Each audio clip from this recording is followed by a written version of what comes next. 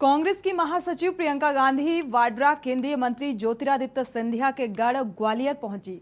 यहां प्रियंका ने जन आक्रोश महारैली के जरिए चुनावी अभियान का आगाज किया।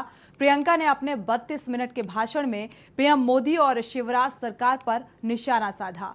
प्रियंका ने सिंधिया का जिक्र करते हुए कहा है कि ज्योतिरादित्य सिंधिया ने क्या किया और क्यों किया, इन सब में अब जाने की जरूरत नहीं है। अब केवल मुद्दों की बात होगी और आज लोग महंगाई, बेरोजगारी, भ्रष्टाचार से परेशान हैं। प्रियंका ने बीजेपी सरकार के भ्रष्टाचार पर जमकर हमला बोला। प्रियंका ने रैली में वही 5 गारंटी को फिर दोहराया जिनकी घोषणा उन्होंने जबलपुर रैली में की थी और साथ ही ये भी कहा कि प्रदेश में एक ऐसी मजबूत सरकार बनाएं जो ना खरीदी जा सके, ना गिराई जा सके, जो आपके भविष्य को मजबूत बनाए। देखिए ये रिपोर्ट। ग्वालियर चंबल संभाग में कांग्रेस की ताकत। चंबल संभाग में के 8 जिलों की कुल 34 सीटें। 2018 के चुनाव में कांग्रेस ने मारी थी बाजी। कांग्रेस ने 26 सीटें जीती थी। इन जिलों की 13 सीटों में 10 कांग्रेस के खाते में आई थी। बीजेपी को 7 और बसपा को 1 सीट मिली थी।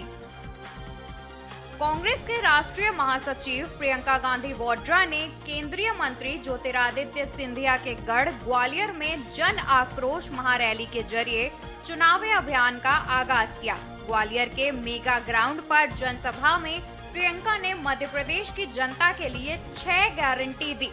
साथ ही भ्रष्टाचार के मुद्दे पर शिवराज सरकार को घेरा। कहा, महाकाल लोक का जिक्र करते हुए यहाँ की सरकार ने भ्रष्टाचार में भगवान को भी नहीं छोड़ा। प्रियंका ने कहा, मणिपुर में 77 दिन से हिंसा हो रही है, भयावह अत्याचार हो रहा है और हमारे प्रधानमंत्री ने 77 दिन के लिए इस पर कोई बयान नहीं दिया।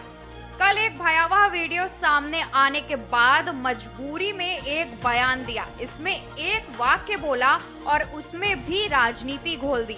उसमें उन प्रदेशों का नाम लिया जिनमें विपक्ष की सरकार है।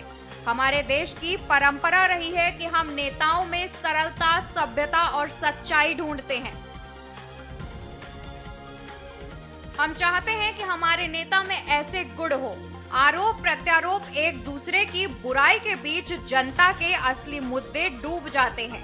आजकल अहंकार की राजनीति चलती है। मैं यूपी गई तो मुझसे कहा, दीदी बड़ी गाड़ी में बैठो। मैंने पूछा क्यों, तो उन्होंने कहा भौकाल दिखना चाहिए। आजकल भौकाल की राजनीति है।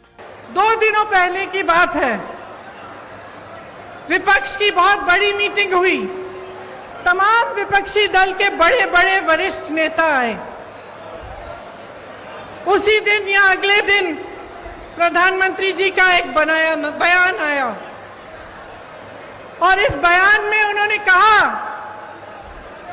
कि जितनी भी विपक्ष के नेता हैं, जितने भी विपक्ष की पार्टियां हैं, एक झटके में प्रधानमंत्री जी ने जैसे सब धान 22 पसेरी सबको चोर बोल डाला।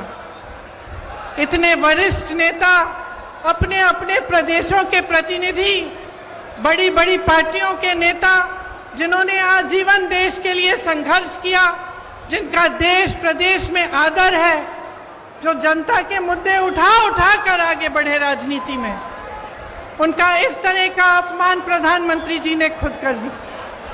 और दूसरी तरफ देखिए, मणिपुर में 2 महीनों से पूरा प्रदेश जल रहा है। घरों में आग लगाई जा रही है, मार काट हो रही है, आपस में महिलाओं के साथ भयावह अत्याचार हो रहा है, बच्चों के सर पर छत नहीं रहे और हमारे प्रधानमंत्री जी ने 77 दिन के लिए कोई बयान ही नहीं दिया इस पे। ग्वालियर चंबल में कितने अभेद किले। दिग्विजय का गढ़ राघवगढ़ इलाका, ये क्षेत्र गुना जिले में आता है। दूसरा भिंड जिले का लहार क्षेत्र है, यहाँ गोविंद सिंह का दबदबा है। तीसरा इलाका शिवपुरी जिले का पिछोर माना जाता रहा है, यहाँ से केपी सिंह 30 साल से विधायक हैं। ग्वालियर जिले के भितरवार इलाके में भी कांग्रेस की पकड़ है। कांग्रेस विधायक लाखन सिंह यादव 2008 से लगातार चुनाव जीतते आ रहे हैं। ग्वालियर जिले की डबरा सीट भी कांग्रेस के कब्जे में है।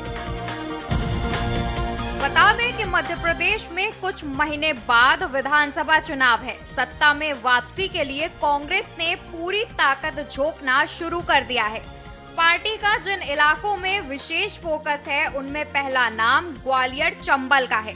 इस इलाके को कांग्रेस का मजबूत गढ़ माना जाता है। यहाँ से पहले माधवराव सिंधिया और फिर उनके बेटे ज्योतिरादित्य सिंधिया कांग्रेस संगठन को धार देते रहे हैं। दशकों से पार्टी के लिए यह मजबूत दुर्ग के रूप में गिना जाता है, लेकिन 2022 में सत्ता के उलटफेर और ज्योतिरादित्य सिंधिया के बीजेपी में शामिल होने के बाद कांग्रेस ने अपने इस किले को बचाए रखने के लिए खास फोकस किया है। दरअसल कांग्रेस ग्वालियर से अपनी जड़ें नहीं छोड़ना चाहती है। सिंधिया राजवंश ने एक समय ग्वालियर की तत्कालीन रियासत पर शासन किया है। यहाँ पार्टी पर सिंधिया परिवार की छाप भी रही है। हालांकि अब सिंधिया कांग्रेस के साथ नहीं है। ऐसे में संगठन के सामने उसी मजबूती से खड़े रहने की चुनौती है। यही वजह है कि पार्टी 2020 के बाद इस इलाके में खास फोकस रखना चाहती है। कांग्रेस के प्रदेश अध्यक्ष कमलनाथ ने जब नेता प्रतिपक्ष का पद छोड़ा तो ये जिम्मेदारी संगठन ने ग्वालियर चंबल इलाके के दिग्गज और अनुभवी नेता गोविंद सिंह को सौंपी। कांग्रेस के ग्वालियर चंबल में फोकस रखने की एक और वजह है। पार्टी को 2018 के विधानसभा चुनाव हो या 2022 का उपचुनाव या फिर निकाय और पंचायत चुनाव, इन सभी फॉर्मेट के चुनाव में कांग्रेस को जबरदस्त जीत मिली है। स्पेशल डेस्क, के न्यूज़ इंडिया।